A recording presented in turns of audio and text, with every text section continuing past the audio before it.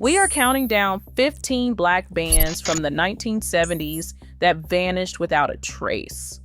From groups that lit up the charts with one unforgettable anthem, to innovators whose entire sound disappeared after a single label collapse, each entry reveals a different reason these trailblazers faded into obscurity. Why did some iconic acts survive only as samples, while others were undone by contracts or by superstar departures? Let us unravel the hidden forces behind these disappearances, starting at number 15.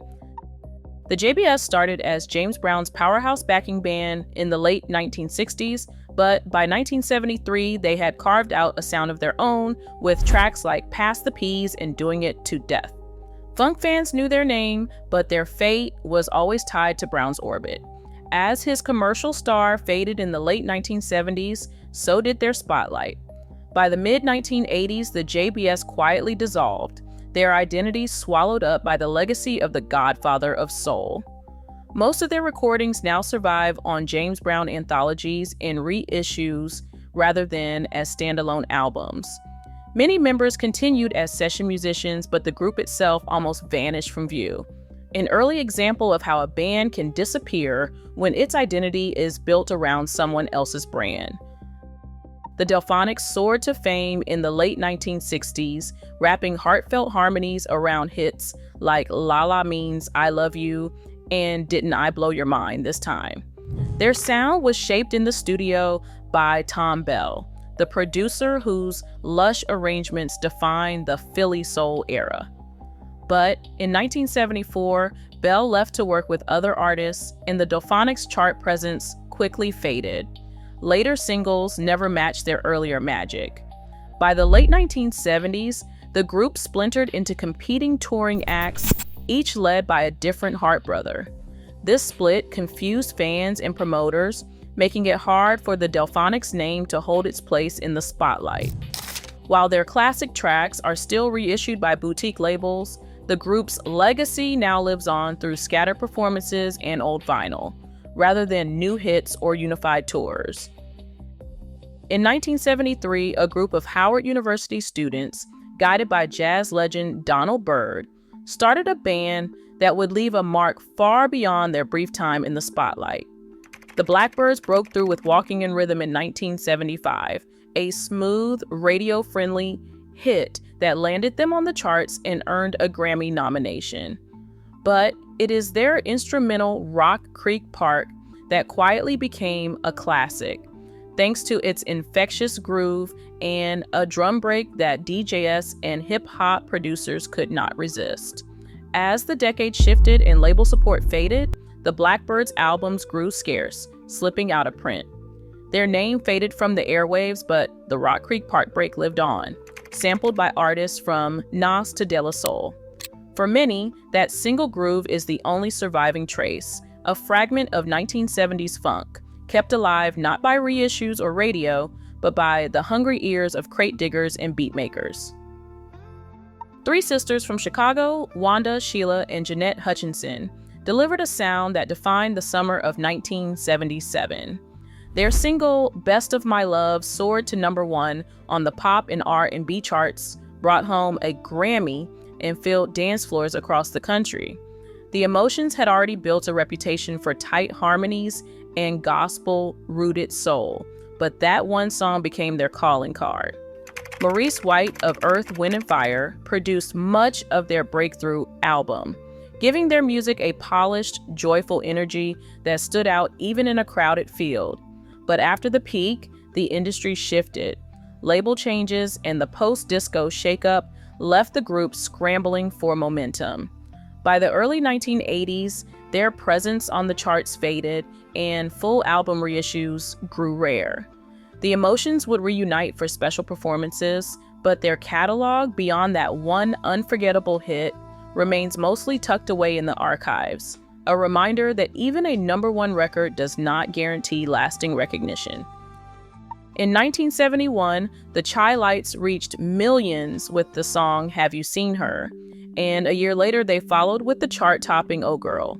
Their sound, anchored by Eugene Record's songwriting and lead vocals, became a signature of Chicago soul.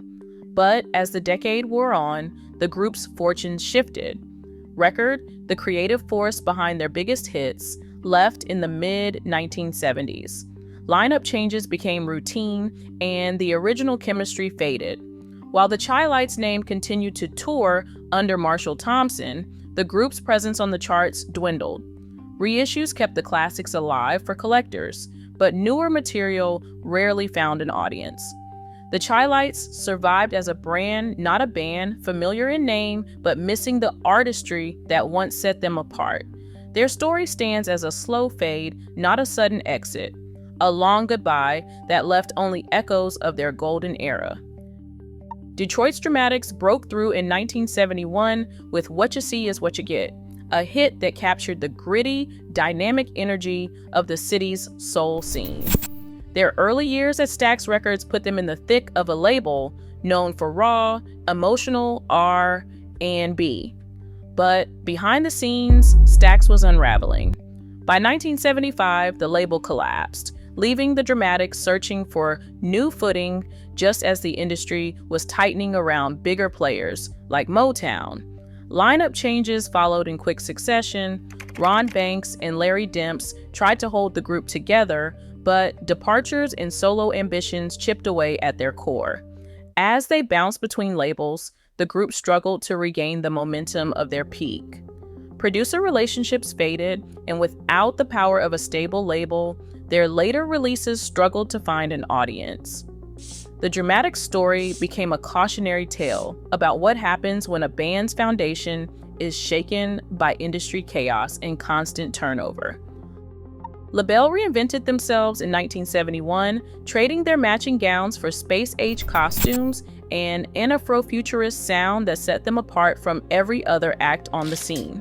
Their bold new image found its perfect match in 1975 when the song Lady Marmalade became a global hit, topping charts and becoming a cultural touchstone. On stage, LaBelle pushed boundaries with theatrical performances and fearless style, but radio programmers and record buyers were not always ready for their vision. Outside of their signature anthem, much of their catalog struggled for airplay, and by 1977, the group disbanded. Patti LaBelle launched a solo career that would eclipse the group's fame, while Nona Hendryx and Sarah Dash explored experimental music on their own. Today, Lady Marmalade remains instantly recognizable, but LaBelle's deeper work is harder to find, overshadowed by the superstar status of their lead singer and the industry's short memory for risk takers. The Commodores stormed out of Tuskegee, Alabama, with a sound that could swing from raw funk to smooth ballads. Their 1977 hit, Brick House, became an anthem, while songs like Easy and 3 Times a Lady climbed the pop and R&B charts. Signed to Motown, the band was a powerhouse on stage and in the studio, but their story took an unexpected turn in the early 1980s. As Richie's voice became the centerpiece of their biggest ballads, Motown's marketing machine shifted focus. By 1982, Richie left for a solo career, collecting Grammys and chart toppers, while the Commodores continued on, now without their star. The band kept recording and touring, but their brand faded from the mainstream spotlight. Today, their classic albums are easy to find, but the group's identity is often overshadowed by Richie's solo success, a case of a superstar outshining the band that made him famous. Mandrill exploded out of Brooklyn with a sound no other band could touch, an Afro-Latin funk orchestra blending congas, horns, and wah-wah guitars into a wild, danceable fusion. Brothers Carlos Liu and Rick Wilson led the charge, and in 1973, Fence Walk caught fire on the streets and in the clubs. But Mandrill's music did not fit neatly into radio's narrow boxes. Too funky for rock, too Latin for R and B, too experimental for disco. They found themselves locked out of mainstream playlists just as radio formats hardened in the late 1970s. Their albums, once pressed in small batches, became rare collector's items, some selling for hundreds on Discogs, while reissues remained scarce. Mandrill's creative reach was wide, but the industry's rigid categories left them stranded. Their genre-defying catalog nearly erased from the airwaves and the shelves. Heatwave took shape in London in 1975, blending American and British musicians into a disco and funk powerhouse. Their breakout single, Boogie Nights, shot to number 2 on the United States charts in 1977, an instant dance floor classic. But behind the scenes, Heatwave's fortunes split along national lines. In the United Kingdom, their catalog was managed and curated with care, keeping their albums in circulation. In the United States, tangled management contracts and shifting label priorities left them without steady promotion. Injuries and lineup changes added to the chaos. Even with Rod Temperton, who would later write hits for Michael Jackson, at the songwriting helm, Heatwave's United States presence faded fast after their initial run. Today, their music is easier to find in Britain than in America.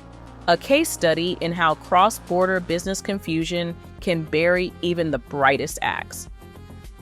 Atlanta's Brick fused jazz, funk, and disco into a sound they called Dazz.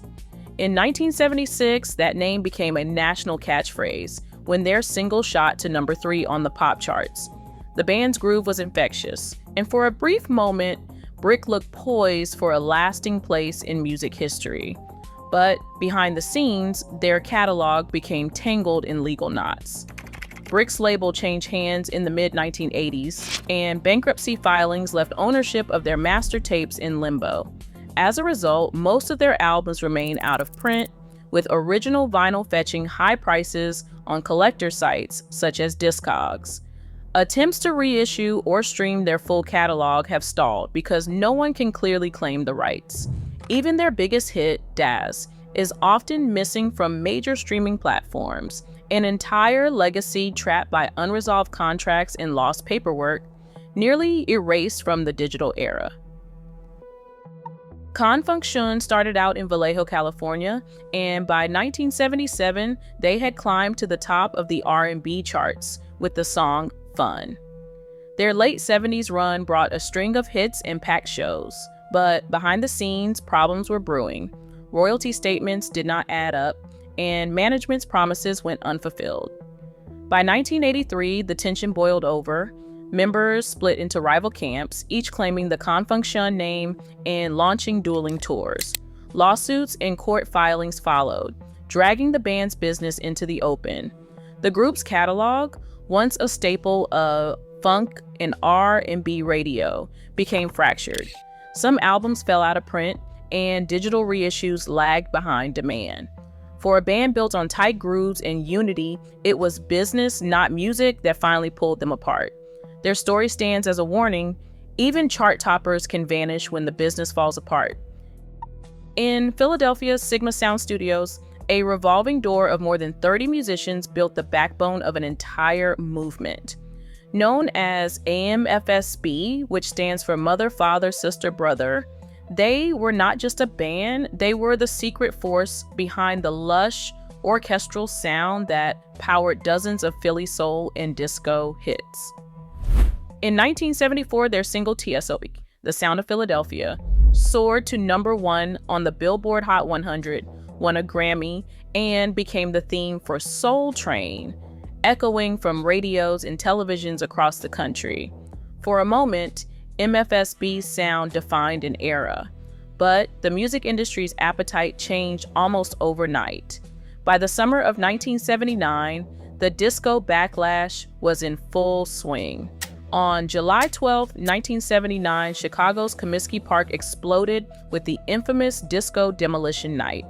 Within weeks, radio stations across the United States began purging disco and anything that sounded like it, including the very style MFSB had helped invent.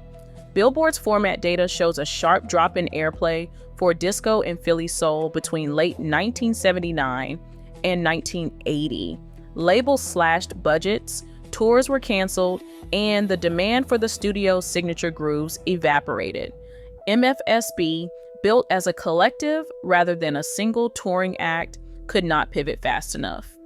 Some members moved on to session work, others joined rival projects. By the early 1980s, the group had quietly dissolved. Their core catalog survived in major label archives, but the collective itself faded from the charts in the public eye. The story of MFSB is a reminder that even a #1 hit and a Grammy offer no protection when the entire format you helped create is suddenly wiped from the airwaves. Harold Melvin and the Blue Notes captured the heart of Philadelphia soul in the early 1970s, stacking up hits like If You Don't Know Me By Now in 1972 and Wake Up Everybody in 1975. Their sound, lush, dramatic, and built for both dance floors and heartbreak, dominated R and B radio. But behind the microphone, a quiet power struggle brewed. Teddy Pendergrass, the group's magnetic drummer turned lead singer, became the face and voice everyone recognized. By 1976, his star was undeniable. Audiences shouted his name, not the group's, and record labels took notice. That year, Pendergrass walked away, signing a solo deal that would turn him into a multi-platinum sensation almost overnight. His debut album in 1977 sold over 1 million copies, and his string of solo hits outpaced anything the group had managed together. For Harold Melvin and the Blue Notes, the split was devastating. They tried to regroup with new lead singers, but the chemistry was gone. Albums released after 1976 barely registered on the charts. The band's signature harmonies and Gamble and Huff's production still shimmered, but without Pendergrass's raw intensity, their music struggled to stand out in a crowded field. The economics of the industry were unforgiving. Promoters and labels put their weight behind the solo superstar, leaving the original group scrambling for bookings and airplay. The Blue Notes continued to record and tour in various forms, but the magic of their peak years faded into memory. Their story became a stark example of what happens when a single breakout voice overshadows the group that made it possible, a bittersweet reminder that sometimes the rise of a star means the vanishing of a band. War broke through in the early 1970s with a sound that cut across boundaries. Funk, rock, Latin, and soul all swirled together. Their hits like Lowrider and The Cisco Kid climbed into the top 10, filling stadiums and radio playlists nationwide. The band's multi-ethnic lineup and laid-back grooves made them stand out, and their music became a staple for parties, protests, and films alike. By the end of the decade, War had racked up gold records and a reputation as one of the era's most innovative bands. But in December 1980, everything changed. Charles Miller, the band's charismatic saxophonist and a driving force behind their biggest tracks, was murdered during a robbery in Los Angeles. The news stunned the music world and sent shockwaves through the group. The loss fractured the band's chemistry at its core. Members drifted apart, and the original lineup began to unravel. What followed was a tangled legal battle over the War name and catalog. Surviving members and former managers fought for years in court, filing lawsuits over trademark rights and royalty payments. Ownership of the band's classic songs, including Lowrider, became a point of bitter contention. Even as the music lived on in films, commercials, and an endless stream of hip-hop samples, the group itself splintered into competing factions. Some toured as War, others as the Lowrider Band, each claiming their piece of the legacy. Today, the grooves are everywhere, sampled by everyone from Ice Cube to the Beastie Boys, but the original band that created them all but disappeared, broken apart by violence, legal chaos, and the relentless churn of the industry. Across all 15 bands, one pattern stands out. Talent alone wasn't enough to guarantee a legacy. Industry upheaval, shifting trends, and systemic barriers erased groundbreaking artists from collective memory. Their stories remind us that music history isn't just about who endures, it's about who gets remembered. Rediscovering these bands challenges us to question whose voices still shape the soundtrack of our lives. Which band deserves a comeback? Let's talk in the comments.